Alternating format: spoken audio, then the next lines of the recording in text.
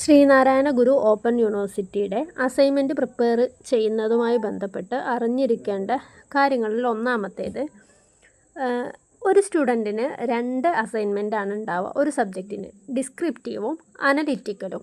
ഒരു സബ്ജക്റ്റിന് 2 അസൈൻമെൻറ്റാണ് ഉണ്ടാവുക. അപ്പോൾ 5 സബ്ജക്റ്റുള്ള ഒരു കോഴ്സ് ഉള്ള സ്റ്റുഡൻറ്റ് 10 അസൈൻമെൻറ്റാണ് തയ്യാറാക്കേണ്ടി വരിക. ഓരോ അസൈൻമെൻറ്റിനും 2 അസൈൻമെൻറ്റ് വീതം. അതിൽ ഡിസ്ക്രിപ്റ്റീവിൽ നിന്നും നിശ്ചിത എണ്ണം ക്വസ്റ്റ്യൻസ് ഉണ്ടാവും, അനലിറ്റിക്കലിൽ നിന്നും നിശ്ചിത എണ്ണം ക്വസ്റ്റ്യൻസ് ഉണ്ടാവും. അതിൽ നിന്ന് ഓരോ എണ്ണം വീതം തിരഞ്ഞെടുത്താൽ മതിയാവും. ആ സ്റ്റുഡൻറ്റിന് ഏറ്റവും എളുപ്പമെന്ന് തോന്നുന്ന, എഴുതാൻ താല്പര്യമുള്ള ഒരെണ്ണം തിരഞ്ഞെടുക്കാം. അങ്ങനെ ഡിസ്ക്രിപ്റ്റീവിൽ നിന്നും ഒന്ന് തിരഞ്ഞെടുക്കുക, അനലിറ്റിക്കിൽ നിന്നും ഒന്ന് തിരഞ്ഞെടുക്കുക. ഇനി അടുത്തതായിട്ട് assignment submission form. Assignment submission form 1 എന്നും അസൈൻമെൻറ്റ് സബ്മിഷൻ ഫോം 2 എന്നും നമുക്ക് കാണാൻ പറ്റും. അതിൽ അസൈൻമെൻറ്റ് സബ്മിഷൻ ഫോം 1 എന്നുള്ളത് കൊണ്ട് ഉദ്ദേശിക്കുന്നത് ഡിസ്ക്രിപ്റ്റീവിൻ്റെ കൂടെ വെക്കേണ്ട ഫ്രണ്ട് പേജാണ്. അസൈൻമെൻറ്റ് സബ്മിഷൻ ഫോം 2 എന്നുള്ളത് അനലിറ്റിക്കലിൻ്റെ കൂടെ വെക്കേണ്ടതാണ്. ഇത് അസൈൻമെൻറ്റ് സബ്മിഷൻ ഫോമിൽ ഡിസ്ക്രിപ്റ്റീവ് എന്നോ അനലിറ്റിക്കൽ എന്നോ പ്രത്യേകം മെൻഷൻ ചെയ്തിട്ടുണ്ടാവില്ല. പക്ഷേ ഓരോ സ്റ്റുഡൻറ്റും മനസ്സിലാക്കേണ്ടത് അസൈൻമെൻറ്റ് സബ്മിഷൻ ഫോം 1 എന്നുള്ളത് ഡിസ്ക്രിപ്റ്റീവിൻ്റെ കൂടെ വെക്കേണ്ടതും അസൈൻമെൻറ്റ് സബ്മിഷൻ ഫോം 2 എന്നുള്ളത് അനലിറ്റിക്കലിൻ്റെ കൂടെ വെക്കേണ്ടതുമാണ്. ഇനി അതിൽ തന്നെ 10 മാർക്കിൻ്റെ ക്വസ്റ്റ്യൻ പേപ്പറുണ്ട്, 15 മാർക്കിൻ്റെ ക്വസ്റ്റ്യൻ പേപ്പറുണ്ട്, 5 മാർക്കിൻ്റെ ക്വസ്റ്റ്യൻ പേപ്പർ ഉണ്ടാവും. നിങ്ങൾ എഴുതുന്ന സബ്ജക്റ്റിൻ്റെ ക്വസ്റ്റ്യൻ പേപ്പർ എത്ര മാർക്കിൻ്റേതാണെന്ന് നോക്കുക. അതിനനുസരിച്ച് വേണം അസൈൻമെൻറ്റ് സബ്മിഷൻ ഫോം ഡൗൺലോഡ് ചെയ്യാൻ വേണ്ടിയിട്ട്. അപ്പോൾ ഓരോ സബ്ജക്റ്റിൻ്റെയും ക്വസ്റ്റ്യൻ പേപ്പർ നോക്കി അതും കറക്റ്റായിട്ട് ഡൗൺലോഡ് ചെയ്ത് സൂക്ഷിക്കേണ്ടതാണ്. ഞാനിതിൽ എക്സാമ്പിൾ കാണിക്കാൻ വേണ്ടിയിട്ട് 10 മാർക്കിൻ്റെയും 15 മാർക്കിൻ്റെയും അസൈൻമെൻറ്റ് സബ്മിഷൻ ഫോമാണ് കാണിച്ചിരിക്കുന്നത്. അത് ഓരോന്നും ഡൗൺലോഡ് ചെയ്യുന്ന സമയത്ത് മാർക്കും കൂടി നോക്കിയതിന് ശേഷം വേണം അസൈൻമെൻറ്റിൻ്റെ കൂടെ വെക്കാൻ വേണ്ടിയിട്ട്. രണ്ടാമത് മനസ്സിലാക്കേണ്ടത് എന്തൊക്കെ കാര്യങ്ങൾ പരിഗണിച്ചിട്ടാണ് അസൈൻമെൻറ്റിന് മാർക്ക് ഡിസ്ട്രിബ്യൂട്ട് ചെയ്തിട്ടുള്ളത് എന്നുള്ളതാണ്. അതിൽ ഒന്നാമത്തേത് ഇൻട്രൊഡക്ഷൻ. ഇപ്പോൾ ഞാനിവിടെ കാണിച്ചിട്ടുള്ളത് 10 മാർക്കിൻ്റെ ഒരു ക്വസ്റ്റ്യൻ പേപ്പറിൻ്റെ സബ്മിഷൻ ഫോമാണ്. അങ്ങനെ ഓരോന്നിനും വ്യത്യസ്തമായിരിക്കും. ഇപ്പോൾ ഇവിടെ എക്സാമ്പിളിന് വേണ്ടിയിട്ടാണ് ഇത് കാണിച്ചിട്ടുള്ളത്. അതിൽ ഒന്നാമത്തേത് ഇൻട്രൊഡക്ഷൻ. നിങ്ങൾ എഴുതുന്ന അസൈൻമെൻറ്റിൽ നിർബന്ധമായിട്ടും ഒരു ഇൻട്രൊഡക്ഷൻ വേണം. അതിനാണ് 1 mark. Explanation of theory or idea, നിങ്ങളുടെ ആൻസർ, അതായത് നിങ്ങളുടെ ആൻസർ. മൂന്നാമത്തേത് overall clarity, style, structure, organisation. ഇതൊക്കെ നിങ്ങൾ എഴുതുന്ന അസൈൻമെൻറ്റ് നല്ല ക്ലാരിറ്റി ആയിരിക്കും. പിന്നെ അതിൻ്റെ സ്റ്റൈലും കാര്യങ്ങളൊക്കെ പരിഗണിക്കും. അടുത്തതായിട്ട് വരുന്നത് ക്ലിയർ കൺക്ലൂഷൻ. നിങ്ങളുടെ അസൈൻമെൻറ്റിന് നിർബന്ധമായിട്ടും ഒരു കൺക്ലൂഷൻ ഉണ്ടായിരിക്കണം. അടുത്തതാണ് last one, bibliography or reference. It's very important. നിങ്ങളുടെ അസൈൻമെൻറ്റിന് ഏറ്റവും അവസാന പേജായിട്ട് ഒരു ബിബ്ലിയോഗ്രഫി അല്ലെങ്കിൽ റെഫറൻസ് എഴുതേണ്ടതാണ്. അതായത് നിങ്ങൾക്ക് എവിടെ നിന്നാണ് ഇതിനുള്ള കണ്ടൻറ്റുകൾ ലഭിച്ചിട്ടുള്ളതെന്ന്. ഇപ്പോൾ നോർമലി നമ്മൾ ഇന്നത്തെ കാലത്ത് ഏറ്റവും കൂടുതൽ അസൈൻമെൻറ്റ് പ്രിപ്പറേഷനൊക്കെ ഡിപ്പെൻഡ് ചെയ്യുന്നത് ഇൻ്റർനെറ്റിൻ്റെ സോഴ്സസ് ആയിട്ടുള്ള പിന്നെ ഗൂഗിള്, പിന്നെ ChatGPT പോലുള്ള സോഴ്സസ് തന്നെയാണ്. പക്ഷേ ബിബ്ലിയോഗ്രഫി എഴുതുമ്പോൾ ഒരു കാരണവശാലും ChatGPT എന്നോ അല്ലെങ്കിൽ ഗൂഗിള്, വിക്കിപീഡിയ എന്നൊന്നും എഴുതി വെക്കരുത്. എഴുതേണ്ടത് നിങ്ങളുടെ ടോപ്പിക്കുമായി ബന്ധപ്പെട്ട ഓതേഴ്സിൻ്റെ ബുക്സ്, പബ്ലിക്കേഷൻസ് ഇതുപോലുള്ള കാര്യങ്ങളാണ് വേണ്ടത്. ഞാനിവിടെ കാണിച്ചിട്ടുണ്ട്. ശ്രീനാരായണ ഗുരു ഓപ്പൺ യൂണിവേഴ്സിറ്റിയുടെ തന്നെ ഒരു ടെക്സ്റ്റ് ബുക്കിലെ റെഫറൻസാണ്. ഈ രൂപത്തിലാണ് റെഫറൻസ് എഴുതേണ്ടത്. ഇതിലുള്ള ഡോട്ട്, പിന്നെ കോമ, സ്പേസ്, പിന്നെ ഹൈഫൺ, സെമിക്കോഡൽ എല്ലാം ഇമ്പോർട്ടൻ്റ് ആണ്. നമ്മളിത് എവിടെയെങ്കിലും നോക്കി പകർത്തി എഴുതുകയാണ് വേണ്ടത്. അപ്പോൾ അത് കറക്റ്റായിട്ട് ഈ ഒരു മെത്തേഡിൽ തന്നെ എഴുതാൻ വേണ്ടിയിട്ട് നോക്കണം. അങ്ങനെയാണ് റെഫറൻസ് എഴുതേണ്ടത്. അപ്പോൾ നിങ്ങൾ അസൈൻമെൻറ്റ് എഴുതുന്ന സമയത്ത് നിങ്ങൾ ഏത് ചാപ്റ്ററുമായി ബന്ധപ്പെട്ട ക്വസ്റ്റ്യനാണോ ആൻസർ കൊടുക്കുന്നത് അതിൻ്റെ ഇൻഡെക്സ്, ആ ടെക്സ്റ്റ് ബുക്കിൽ അതിൽ ഇൻഡെക്സ് നോക്കുക, ആ പാഠഭാഗം എടുക്കുക, അതിൽ നിന്നുള്ളൊരു റെഫറൻസ് നോക്കി പകർത്തി എഴുതുക. ഇനി അങ്ങനെ റെഫറൻസ് ഇല്ലാത്ത ടെക്സ്റ്റ് ബുക്കോ കണ്ടൻറ്റോ ആണെന്നുണ്ടെങ്കിൽ ഗൂഗിളിൽ ജസ്റ്റ് നോക്കുക, ഇങ്ങനെ ടോപ്പിക്ക് കൊടുക്കുക, അതുമായി ബന്ധപ്പെട്ടിട്ടുള്ള ബിബ്ലിയോഗ്രാഫി വേണം എന്ന് ആവശ്യപ്പെട്ട് കഴിഞ്ഞാലും കിട്ടും. ഇനിയിപ്പോൾ നിങ്ങൾ എഴുതുന്ന കണ്ടൻറ്റുമായി അതിന് ഡയറക്റ്റ് ബന്ധമില്ലെങ്കിൽ കൂടി നിങ്ങൾ ആ എഴുതിയ മെത്തേഡ് പരിഗണിച്ച് പകുതി മാർക്കെങ്കിലും നിങ്ങൾക്ക് ലഭിക്കുന്നതാണ്. ഇപ്പം ഞാനിവിടെ കാണിച്ചിരിക്കുന്നത് 2025-26 അക്കാദമിക് ഇയറിൽ അഡ്മിഷൻ എടുത്തിട്ടുള്ള BA അറബിക് അഫ്ളൽ ഉലമ തുടങ്ങിയ കോഴ്സുകൾക്കുള്ള ഹിസ്റ്ററി ഓഫ് ഇൻ്റർനാഷണൽ മൂവ്മെൻറ്റ് എന്ന് പറയുന്ന ഒരു ക്വസ്റ്റ്യൻ പേപ്പറാണ്. അതിൽ കൊടുത്തിരിക്കുന്ന നിർദ്ദേശം നിങ്ങൾക്ക് കാണാൻ പറ്റും. Assignment question consist of 5 questions and learners shall choose any one.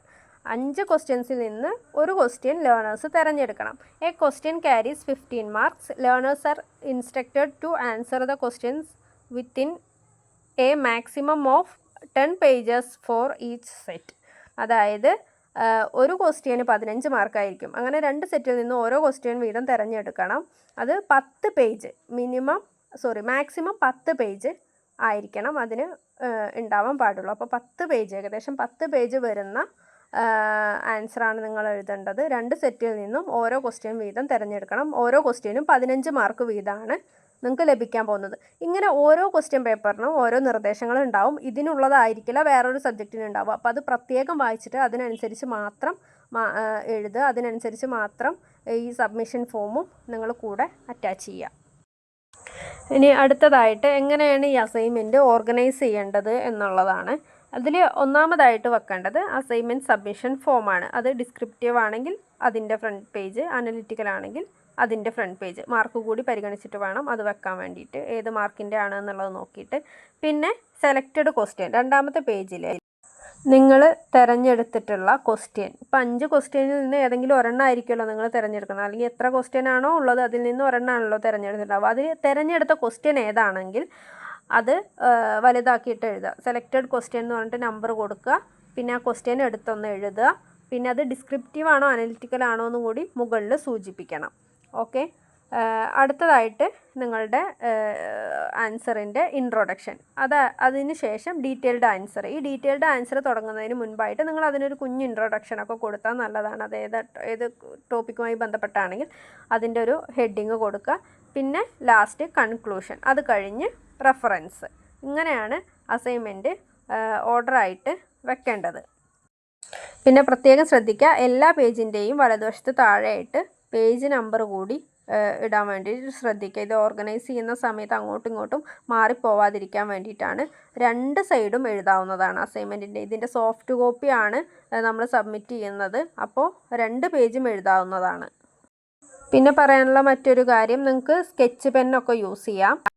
അതേപോലെ ചിത്രങ്ങൾ, ഡയഗ്രാംസ്, ഇതൊക്കെ അസൈൻമെൻറ്റിൽ ഉൾപ്പെടുത്താവുന്നതാണ്. ആവശ്യമെങ്കിൽ നിങ്ങളുടെ ആൻസറിന് അതൊക്കെ ആവശ്യമെങ്കിൽ അതൊക്കെ ഉൾപ്പെടുത്താവുന്നതാണ്. സ്കെച്ച് പെന്ന് ഉപയോഗിക്കുമ്പോൾ ഒരുപാട് കളേഴ്സ് യൂസ് ചെയ്ത് എസ്തെറ്റിക് ആക്കേണ്ട ആവശ്യമൊന്നുമില്ല. ഒരു ഡിഗ്രി ലെവലിലുള്ള അസൈൻമെൻ്റ് ആണ്.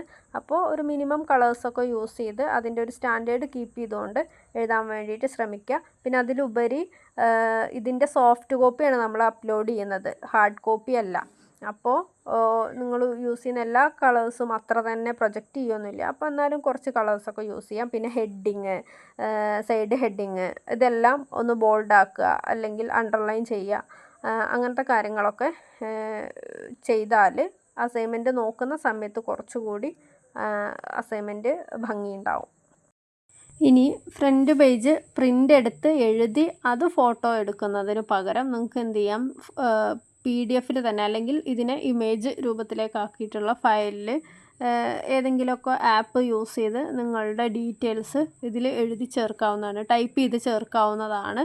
അത് വേണമെങ്കിലും നമുക്ക് ഇത് അസൈൻമെൻറ്റിൻ്റെ ഫ്രണ്ട് ഷീറ്റായിട്ട് ഉൾപ്പെടുത്താം. ഹാർഡ് കോപ്പിയിൽ എഴുതി അത് ഫോട്ടോ എടുക്കണമെന്നൊന്നും നിർബന്ധമല്ല. പിന്നെ സിഗ്നേച്ചറൊക്കെ ഒരു പിക്ചറായിട്ട്, അതായത് വെള്ള പേപ്പറിൽ ഒപ്പിട്ട് അത് ഫോട്ടോ എടുത്ത് ആ ഇമേജ് ഇവിടെ കൊടുന്ന് പേസ്റ്റ് ചെയ്യാൻ കഴിയണം. അങ്ങനെ ചെയ്യാൻ കഴിയുന്നവർക്ക് ഈ രൂപത്തിൽ ചെയ്താലും മതിയാവും. ഇനി ഓരോ അസൈൻമെൻറ്റും എഴുതി കഴിഞ്ഞാൽ അത് കൃത്യമായി ഫോട്ടോ എടുക്കുക എന്നുള്ളതാണ് അടുത്തതായിട്ട് ചെയ്യാനുള്ളത്. പേജ് നമ്പർ ഇടണം എന്ന് നിർബന്ധമായി പറയുന്നത്, ഫോട്ടോ എടുക്കുമ്പോൾ ആ ഓർഡറിൽ തന്നെ കൃത്യമായിട്ട് ഫോട്ടോ എടുക്കുക. പിന്നീട് അത് PDF റീഡർ യൂസ് ചെയ്ത് അത് ഒരു PDF ആക്കുകയാണ് വേണ്ടത്. ഫോട്ടോ എടുത്തിട്ടുള്ള അസൈൻമെൻറ്റ് പേജസ് PDF ആക്കാൻ വേണ്ടിയിട്ട് നിങ്ങൾ ഉപയോഗിക്കുന്ന PDF ഓപ്പൺ ചെയ്തതിന് ശേഷം, ഞാനിവിടെ എക്സാമ്പിൾ കാണിക്കാൻ വേണ്ടിയിട്ട് യൂണിവേഴ്സിറ്റിയുടെ തന്നെ ഒരു ബുക്കിൻ്റെ പേജസ്സാണ് ഫോട്ടോ എടുത്തിട്ടുള്ളത്. അപ്പോൾ അതിൽ നിന്ന് നിങ്ങളുടെ അസൈൻമെൻറ്റ് പേജസ് നിങ്ങൾ സെലക്ട് ചെയ്യുക. ഓർഡറിൽ തന്നെ സെലക്ട് ചെയ്യുക കേട്ടോ. ഇതിലിങ്ങനെ നമ്പർ കാണുന്ന ഓർഡറിലാണ് അസൈൻമെൻറ്റ് പിന്നെ PDF ആക്കി കഴിയുമ്പോൾ അത് വരുന്നുണ്ടാവും. അപ്പോൾ ആ ഓർഡറിൽ തന്നെ തിരഞ്ഞെടുക്കുക. അതിന് ശേഷം ഇതിൽ ഇഷ്ടമുള്ള ക്ലാരിറ്റി കൂട്ടാൻ വേണ്ടിയിട്ട് ഇഷ്ടമുള്ള മോഡ് തിരഞ്ഞെടുക്കാം. പിന്നെ ഇത് ക്രോപ്പ് ചെയ്യുക. പേജസ് മാത്രം വരുന്ന രൂപത്തിൽ വേറെ എന്തെങ്കിലുമൊക്കെ ഒബ്ജക്റ്റീവ്സ് ഇതിൽ പെട്ടിട്ടുണ്ടെങ്കിൽ അതൊക്കെ ഒഴിവാക്കിയിട്ട് ചെയ്യുക. പിന്നെ പരമാവധി നിങ്ങൾ ഫോട്ടോ എടുക്കുമ്പോൾ തന്നെ ക്ലിയർ ആയിട്ട് ഫോട്ടോ എടുക്കുക. പല കുട്ടികളും ഇപ്പോൾ രജിസ്ട്രേഷനൊക്കെ വേണ്ടിയിട്ടാണെങ്കിലും സർട്ടിഫിക്കറ്റോ മറ്റ് ഡോക്യുമെൻറ്റ്സൊക്കെ അയച്ച് തരുന്ന സമയത്ത് ഒരു വൃത്തിയില്ലാതെ ഒരു ടേബിളിൻ്റെ മുകളിലാണ് വെച്ചിട്ട് ഫോട്ടോ എടുക്കുന്നതെങ്കിൽ ആ ടേബിൾ മുഴുവൻ കാണുന്ന രൂപത്തിലൊക്കെ ഫോട്ടോസ് എടുത്ത് അയച്ച് തരുന്നവരുണ്ട്. അങ്ങനെ ചെയ്യരുത്. വൃത്തിയിൽ തന്നെ ഫോട്ടോ എടുക്കുക. പരമാവധി വെളിച്ചമൊക്കെ ഉള്ള സ്ഥലത്ത് വെച്ചിട്ട് ചെയ്യുക. അങ്ങനെ ഓരോ പേജസും ക്രോപ്പ് ചെയ്യുക.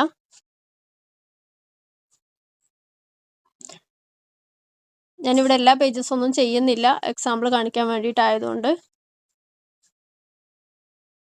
ദെൻ അത് സേവ് ചെയ്യുക.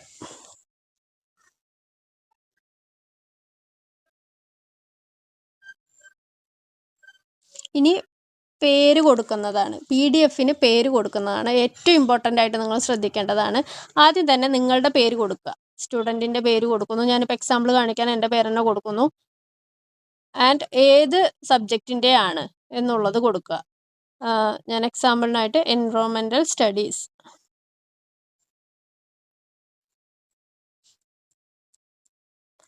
ആൻഡ് ഇത് അസൈൻമെൻറ്റ് 1 ആണോ അസൈൻമെൻറ്റ് 2 ആണോ എന്ന്. ഡിസ്ക്രിപ്റ്റീവ് ആണെങ്കിൽ അസൈൻമെൻറ്റ് 1, അനലിറ്റിക്കൽ ആണെങ്കിൽ അസൈൻമെൻറ്റ് 2 അത് കൊടുക്കുക. ഇത് തെറ്റാതെ കൊടുക്കേണ്ടതാണ്. ഏതാണെങ്കിലും അത്. ഞാനിപ്പോൾ എക്സാമ്പിൾ കാണിക്കാൻ വേണ്ടി അസൈൻമെൻറ്റ് 1 തിരഞ്ഞെടുക്കുന്നു. ഇങ്ങനെയാണ് പേര് കൊടുക്കേണ്ടത്.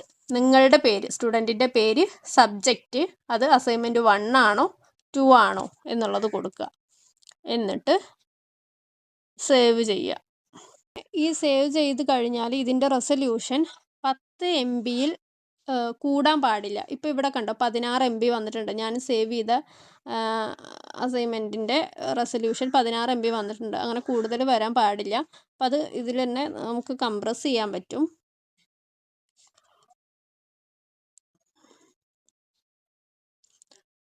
അങ്ങനെ കംപ്രസും കൂടി ചെയ്ത് തന്നതിന് ശേഷം മാത്രമാണ് നിങ്ങളത് അയച്ചു തരേണ്ടത്. ഓക്കെ. ഇപ്പോൾ അത് 663 KB ആയിട്ട് കുറഞ്ഞിട്ടുണ്ട്. അപ്പോൾ ഇങ്ങനെ ആയിക്കഴിഞ്ഞാൽ ഓക്കെയാണ്. ഇനിയിപ്പോൾ എത്രയാണെങ്കിലും 10 MB താഴെ ആയാൽ മതി. ഈ ഐഫോണൊക്കെ യൂസ് ചെയ്ത് ഫോട്ടോസ് എടുക്കുന്നവർ പ്രത്യേകം ശ്രദ്ധിക്കുക. റെസൊല്യൂഷൻ നല്ല കൂടുതലായിരിക്കും. അപ്പോൾ അത് ഒരു പരിധിയിൽ കൂടുതലായി കഴിഞ്ഞാൽ അത് കുറച്ച് കഴിഞ്ഞാൽ ഒരുപാടൊന്നും കുറയില്ല. അപ്പോൾ അങ്ങനെ ഒരുപാട് കൂടുതലാണെന്നുണ്ടെങ്കിൽ നിങ്ങളതിന് പരിഹാരം കാണാം. ആൻഡ്രോയിഡ് ഫോണൊക്കെ യൂസ് ചെയ്ത് ഫോട്ടോ എടുക്കാൻ വേണ്ടി ശ്രമിക്കുക. ഇനി ചെയ്ത് കഴിഞ്ഞ ഒരു അസൈൻമെൻറ്റ് ഏകദേശം എങ്ങനെയാണ് ഉണ്ടാവുക എന്നുള്ളത് കാണിക്കാം. ഇത് കഴിഞ്ഞ വർഷം ഒരാൾ ചെയ്തതിൻ്റെ ആണ്. ആദ്യം ഫ്രണ്ട് പേജ് വെക്കുന്നു. അതിനുശേഷം അസൈൻമെൻറ്റിൻ്റെ ഡിസ്ക്രിപ്റ്റീവ് ആണോ എന്നുള്ള ഇത് സൂചിപ്പിച്ചതിന് ശേഷം ആ തിരഞ്ഞെടുത്ത ക്വസ്റ്റ്യന് നമ്പർ കൂടി നിങ്ങൾക്ക് ഉൾപ്പെടുത്താം. അതിൻ്റെ താഴെയായിട്ട് നിങ്ങളുടെ പേര്, എൻറോൾമെൻറ്റ് നമ്പർ, പിന്നെ ക്ലാസ്, കോഴ്സ്, പേപ്പർ ഏതാണെന്നുള്ളത് കൊടുക്കുക. കോഴ്സ് കോഡ്, മൊബൈൽ നമ്പർ, ഇത്രയും കാര്യങ്ങൾ കൊടുക്കുക. അതിന് ശേഷം ഇൻട്രൊഡക്ഷൻ കൊടുക്കുന്നു. പിന്നെ ബാക്കിയുള്ള ആൻസറുകൾ എഴുതി. ആൻസറൊക്കെ തുടങ്ങുന്ന സമയത്ത് ഒരു ഹെഡിങ് ഒക്കെ കൊടുക്കാം കേട്ടോ. ഒരു പേജൊക്കെ മതിയാവും ഇൻട്രൊഡക്ഷൻ. അതിന് ശേഷം ആൻസർ എഴുതി തുടങ്ങുമ്പോൾ നിങ്ങളുടെ ടോപ്പിക് എന്താണ്, നിങ്ങൾ തിരഞ്ഞെടുത്ത ക്വസ്റ്റ്യൻ്റെ ടോപ്പിക് ഏതാണോ അത് ഒരു ഹെഡിങ് ആയിട്ടൊക്കെ കൊടുത്തിട്ട് എഴുതാം. പിന്നെ ഇതേപോലെ ഹെഡിങ്ങുകളൊക്കെ ഒന്ന് ബോൾഡാക്കുക അല്ലെങ്കിൽ അണ്ടർലൈൻ ചെയ്യുക, സൈഡ് ഹെഡിങ്ങുകളൊക്കെ. അതിന് ശേഷം ആൻസർ എഴുതി കഴിഞ്ഞ് കൺക്ലൂഷൻ കൊടുക്കുക. ക്വസ്റ്റ്യൻ പേപ്പറിലുണ്ടാവും എത്ര മാർക്കിൻ്റെ ആണ് പിന്നെ അസൈൻമെൻറ്റ് എന്നുള്ളതും എത്ര പേജസ് വേണമെന്നോ ആ പേജിനനുസരിച്ചിട്ടാണ് എഴുതേണ്ടത്. അതിനനുസരിച്ച് കൺക്ലൂഷൻ കൊടുക്കുന്നു, റെഫറൻസ് കൊടുക്കുന്നു.